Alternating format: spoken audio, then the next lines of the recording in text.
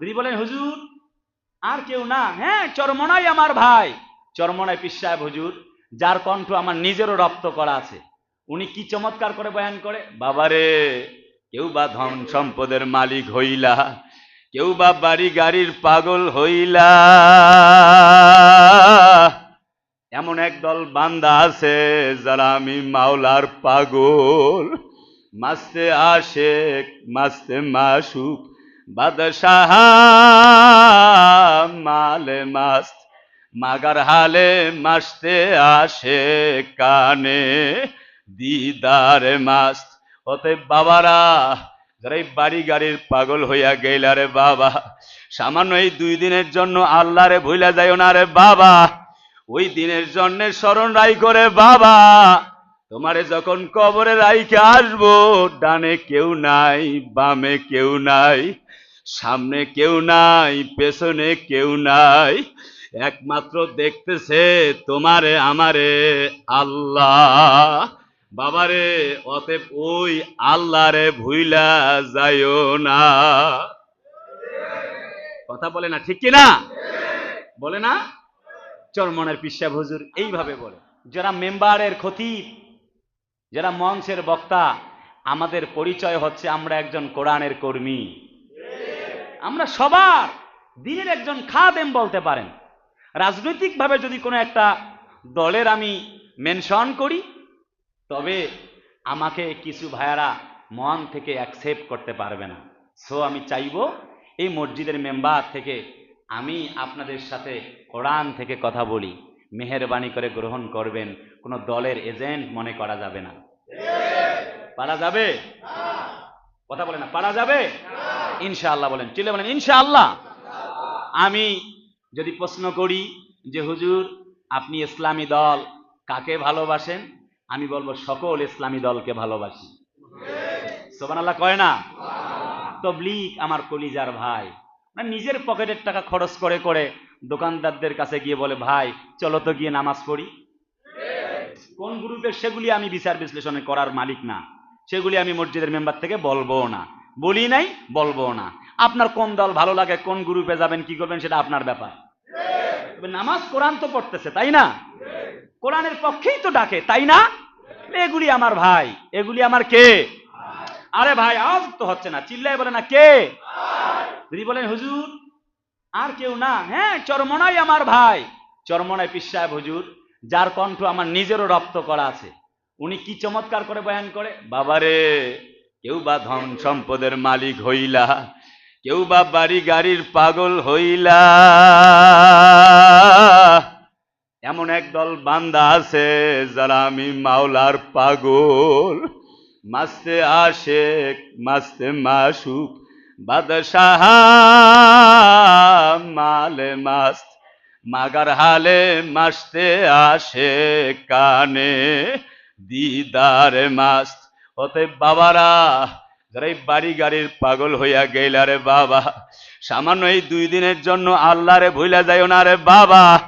ওই দিনের জন্য স্মরণ রাই করে বাবা, তোমারে যখন কবরে রাইখে আসবো, ডানে কেউ নাই, বামে কেউ নাই, সামনে কেউ নাই, পেছনে কেউ নাই, একমাত্র দেখতেছে তোমারে আমারে আল্লাহ। বাবারে অতএব ওই আল্লাহরে ভুইলা যাইও না। কথা বলে না, ঠিক কিনা বলে না?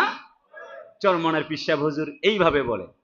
এরপরে যদি বলেন হুজুর এরপরে সারসিনা ফুরফুরাওয়ালারা কি অপরাধ করলো, হ্যাঁ আপনি যদি বলেন তাহলে আব্দুল হাই মিশকাত সিদ্দিকী হুজুর সরসিনা ফুরফুরার পীর সাহেব, তার কণ্ঠ একবার হুবহু নকল করে দেব ইনশাআল্লাহ। এরপরে আমি বলতে চাই, যারা কোরআনওয়ালা ইসলামওয়ালা, আমি সকলের নাম নিতে চাইবো না, কাউকে ভাগ করব না, এক বাক্যে বলি, সংক্ষিপ্ত কথা, চূড়ান্ত কথা, যত ইসলামী দল আছে যাদের সংবিধানে আল্লাহ এবং রাসূলকে ভালোবাসে, এ কথা স্লোগান দেয় আল্লাহর আইন চাই, সৎ লোকের শাসন চাই, বিশ্বাস করুন আল্লাহে তাদেরকে বেশি ভালোবাসি। ঠিক কিনা?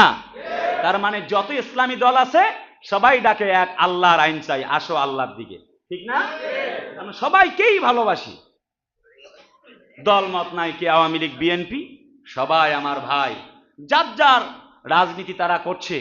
তবে ব্যক্তিগতভাবে বিশ্বাস করি, আমি স্বপ্ন দেখি একদিন না একদিন আমাদের সকলের সমঝোতার মধ্য দিয়ে, সকলের ঐক্যতার মধ্য দিয়ে এই জমিন যেহেতু 90% মুসলমানদের জমিন, ইসলাম সবার উপরে থাকবে ইনশাআল্লাহ। ইনশাআল্লাহ জোরে কন। যাক, আমি লম্বা কথা বলতে চাইব না, একটু কথার কথা বলবার প্রয়োজন মনে করছিলাম জন্যে বলে দিলাম। অনেকের মনের ভেতরে প্রশ্ন জাগতে পারে বলে এমনটা বলছি। প্রিয় উপস্থিতি, আমি আর একটি পয়েন্ট আপনাদের সামনে, একটি 8 নম্বর পয়েন্টে আয়াত তেলাওয়াত করেছি, জাদাতহুম ঈমানা। অর্থাৎ এর আগের শব্দটা হচ্ছে, আল্লাহ পাক বলে ইন্নামাল মুমিনুনা আল্লাযীনা ইযা যুকিরাল্লাহ। কোরআনের বয়ান শুনলে, আল্লাহর কথা শুনলে যার হৃদয়টা আল্লাহর জন্য সিক্ত হয়ে যায়, মনটা ভরে যায়, হুজুরের প্রতি প্রশ্ন করে না, ঠিক না? অনেকে প্রশ্ন করে বসে, বাধা দেয়। আল্লাহ পাকের কোরআন তো বলছে তোমরা কোরআন সামি'না আতা'না শোনো আর মেনে নাও, ফাযাক্কির বিল কোরআন, এই কোরআন তোমরা শোনো, নিজের জীবনকে কোরআন দিয়ে নসিহা গ্রহণ করে জীবনকে সাজিয়ে নাও। অথচ কোরআনের মাহফিলে বাধা দেওয়ার মতো স্পর্ধা আমরা অনেকে করি। এটা করা যাবে না, বলে না, করা যাবে না। আল্লাহর কোরআনকে অকপটে গ্রহণ করতে হবে। 9 নম্বর, এই কারণে কোরআন মানব, জাদাতহুম ঈমানা, কারণ কোরআন শুনলেই ঈমানটা বেড়ে যায়। কি বেড়ে যায়? যখন কোরআন শুনি, রবের কাছে দোয়া করি, আল্লাহ কোরআনের নূর দিয়ে আমাদের অন্তরটাকে আলোকিত করে দাও। সবাই মিলে বলছি আমিন। আর একটু জোরে সরে বলুন আমিন। প্রিয় কলিজার প্রিয় আপনজনেরা, আমরা বলতেছিলাম যে সকল কারণে কোরআন মানব। আমি আলোচনাটার শেষ অংশ বিশেষ একটু বাকি রেখে ঐক্যের আলোচনায় গিয়েছিলাম, কারণ চতুর্দিকে একটি হাহাকার শব্দ যে আমি নিজেই 100, আমরাই সেরা, এভাবে তামাম পৃথিবীতে এরকম স্লোগান চলে। কিন্তু আমার বক্তব্য হলো, সবাই মিলে আমরা ওই 10 ভাইয়ের মতো হব। গত জুমায় যে উদাহরণ দিয়েছি, 10 ভাই মিলে একসাথে ইসলামকে কায়েম করব। যেমন আলাদাভাবে কোনো ভাই যদি 10টা লাঠিকে একসাথে ভাঙতে চায়, যেমন পারবে না, একটা একটা লাঠিকে ভাঙতে পারবে। আমরা সকল ইসলামী দল যদি এক হয়ে যাই, আমাদের এই ঐক্যকে কেউ ভাঙতে পারবে না। সেজন্যে আমি ঐক্যের বিষয়ে কথা বলতে বাধ্য হয়েছিলাম। রাসূলুল্লাহ বলে, যে ব্যক্তি মুসলমানদের ভেতরে ফিতনা সৃষ্টি করে সে জান্নাতে প্রবেশ করবে না। বুখারীর বর্ণনা, ন্যারেটেড প্রফেট মুহাম্মদ সাল্লাল্লাহু আলাইহি ওয়াসাল্লাম, হযরত নবীজি বলেন, তোমাদের ভেতরে যে ব্যক্তি ফিতনার সৃষ্টি করে, মানুষের মাঝে অনৈক্য করে, আল্লাহ রাব্বুল আলামিনের নবী বলেন, ওই ব্যক্তিগুলির সঙ্গে আমি আল্লাহর জান্নাতে দেখাও করব না। তিরমিজি শরীফের বর্ণনা, হযরত নবীজি বলেন, ওই ব্যক্তি তোমাদের মাঝে সবচাইতে সেরা, যেই ব্যক্তি সকল ভাইদের সঙ্গে হাসি মুখে একসঙ্গে মিলে ঝিলে চলে। সুবহানাল্লাহ, জোরে কোন। সবাই মিলে আমরা মিলে থাকবো। কোরআন বলার পরে আমি কিন্তু ঐক্যের আলোচনায় চলে গেছি। তার মানে মুসলিম উম্মার ঐক্য কেন প্রয়োজন? নবীজি আরো বলেন, তোমরা একে অপরকে ভালোবাসো, কেননা আল্লাহ রাব্বুল আলামিনের নবী তাহাই পছন্দ করেন, যদি কেউ একজন অপরজনকে আল্লাহর জন্য ভালোবাসে, তখন তাদের উপরে আল্লাহ তাআলার রহমার বরকত নাজিল হতে থাকে। নবীজি আরো বলেন, বুখারী এবং মুসলিম শরীফের বর্ণনা, নবীজি বলেন, তোমাদের মধ্যে কেউ ততক্ষণ পর্যন্ত পরিপূর্ণ মুমিন হতে পারবে না, যতক্ষণ না সে নিজের জন্য যা ভালো মনে করে তা অন্য ভাইটির জন্য ভালো মনে না করে। অর্থাৎ আমার জন্য আমি যেটা ভালো মনে করব, সেটা যদি আপনার জন্য ভালো না মনে করি, তাহলে আমি পূর্ণ মুমিন হতে পারবো না। বুঝাতে পেরেছি? শুধু যদি আমি আমার নিজেরটা স্বার্থ বুঝি, আপনি মুমিন, আপনাকে আমি গর্তের মধ্যে ফেলি, আপনার বিরুদ্ধে বদনাম করি, নবীজির বক্তব্য অনুযায়ী আমি খাঁটি মুমিন হতে পারি নাই। নবীজি আরো বলেন, মাসনাদে আহমদের বর্ণনা, হাদিসে কুদসি, মানে আল্লাহ পাক বলেন, তোমাদের মধ্যে যারা একে অপরের সাথে সহযোগিতামূলক আচরণ করবে, রব্বুল আলামিন বলেন আমি আল্লাহর কাছে ওই দল, ওই গোত্র সব থেকে প্রিয় হয়ে যাবে। সুবহানাল্লাহ, জোরে কোন। বলে তাদের অন্তর্ভুক্ত হওয়ার দরকার আছে না নাই? বিভিন্নতা, আমাদের ভিন্নতা একটি আমাদের সৌন্দর্য, কিন্তু একতা হচ্ছে আমাদের একটা শক্তি। সুবহানাল্লাহ কোন। যদি আমরা এক হই, যদি মুসলমানরা ঐক্যবদ্ধ, একক মুষ্টিবদ্ধ হতো, তাহলে তাদের বিরুদ্ধে কেউ দাঁড়াবার সাহস করত না। কিন্তু আমরা মুসলমানরা এক নই জন্যে গাজায়, ফিলিস্তিনে, সিরিয়ায়, মিয়ানমারে মুসলমানরা মার খায়। মাত্র 27 কেজি ওজন যেই মহিলার নাম হলো অং সান সুচি, বছর 3 আগে তাকে সেই মুসলমানদেরকে বের করে দিয়েছিল মিয়ানমারের জমিন থেকে।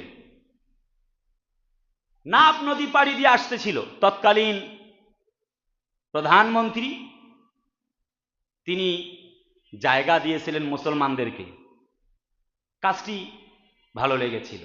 মুসলমানদেরকে আমাদের বাংলাদেশে জায়গা করে দিয়েছিল, যাদেরকে হেনে, যাদেরকে গুলি করে, ছুরি দিয়ে হত্যা করা হয়েছিল, সেই সকল ব্যক্তি আমার বাংলার মাটিতে আশ্রয় গ্রহণ করেছিল। আমি সেই সকল মুসলিম ভাই বোনদের জন্য দীর্ঘায়ু হায়াত কামনা করছি।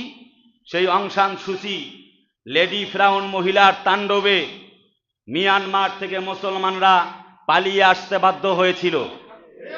কথা বলে না? সেই লেডি ফ্রাউন মহিলা অং সান সুচি কুলাঙ্গারিনী মহিলাকে আল্লাহ পাক জমিনে বেইজ্জতি করে জেলখানার কোঠরিতে ভরায় দিয়েছেন। আল্লাহ বলে আমি ছাড় দেই কিন্তু ছেড়ে দেই না।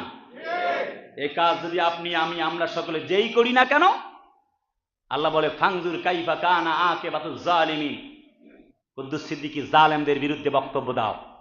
শুধু কি তাই নাকি?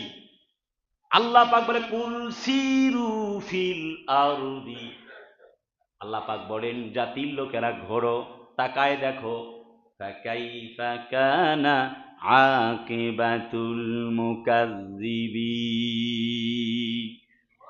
যারা মিথ্যাবাদী স্বৈরাচার, দেখো তাদের অবস্থা যুগে যুগে কেমন হয়েছে।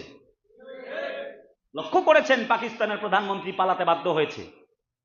এরপরে আল্লাহ পাক ধরেছিলেন শ্রীলঙ্কার প্রধানমন্ত্রীকে, জাইঙ্গা পিন দিয়ে পালাইতে টাইম পায় নাই, ঠিক কিনা? অত জাইঙ্গা তো নিতে পারছিল। যদি চূড়ান্ত পর্যায়ে কেউ জালেমগিরি করে, কোরআনের বিরুদ্ধাচারণ করে, আল্লাহর কসম, আল্লাহর কোরআনের বিরুদ্ধে অবস্থান গ্রহণ করলে সে জাইঙ্গা শাড়ি প্যান্টও নেওয়ার সুযোগ পাবে না। বক্তব্য আল্লাহ, আল্লাহ তো ইন্নাহুম ইয়াকিদুনা কাইদা ওয়া আকিদু কাইদা ফামাহিলিল কাফিরিনা আমহিলুম রুয়াইদা। আমি আল্লাহ ধরি না, যদি ধরি তাকে আর ছাড়ি না। ঠিক আছে না নাই? শ্রীলঙ্কার প্রধানমন্ত্রী টের পেয়েছিল কত ধানে কত চাল। কয়েকদিন আগে সিরিয়ার প্রধানমন্ত্রী বউকে পর্যন্ত টেলিফোন করার সময় পায় নাই, আমি পালায়ে যাচ্ছি। এর নাম আল্লাহ রব্বে কারিমের ইশারা। আল্লাহ শুধু কুন ফায়াকুন, হও, আর তৎক্ষণাৎ হয়ে যায়। ঠিক কিনা? গদি উল্টায় দিতে আল্লাহর বেশি সময় লাগে না। আল্লাহ বলতে চায় মাজলুম হও, তবে জালেম হও না। যদি জালেম হও, পৃথিবীর থেকে তোমাকে এভাবে ল্যাংটা করে জমিন থেকে বিদায় করতে আমি আল্লাহর একটা সেকেন্ডও সময় লাগবে না। বক্তব্যটা আল্লাহ পাক। বন্ধুরা আমার, তার মানে এক হয়ে যাব আল্লাহর জমিনে। আমরা মাজলুম আছি, যদি আল্লাহর জমিনে মাজলুম হয়ে আল্লাহর দ্বীনকে প্রতিষ্ঠিত করতে পারি, আল্লাহ রব্বুল আমিন জমিনে আমাদেরকে সফলতা দিয়া দিবেন। আল্লাহ পাকের বক্তব্য, আকানা হাক্কান আলাইনা নাসরুল মুমিনিন, বান্দা তোমরা সফল হয়ে যাবে, আমি আল্লাহ পাক তোমাদেরকে কথা দিয়েছি। অতএব আমরা সবাই মিলে কে হেফাজত, জামাত, চরমনাই, ফুরফুরা, সারসিনা, 8 রশি, 10 রশি, এরপরে যারাই আসি না কেন, আমরা কে আওয়ামী লীগ, বিএনপি, জামাত, জাসদ, বাসদ বুঝি না, সবাই মিলে বাংলার মাটিতে আমরা 90% মুসলমান বসবাস করি। এই মাটিতে আল্লাহ রাব্বে কারিমের কোরআন চলুক, আমরা চাই না? কথা বলে না? কোরআন শরীফের তেলাওয়াত চলুক, আমরা চাই না? আমরা কোরআনকে প্রতিষ্ঠা করব, আপনি যে দলেই করেন। আল্লাহ পাক তৌফিক দান করুক, চিল্লায় বলি আমিন।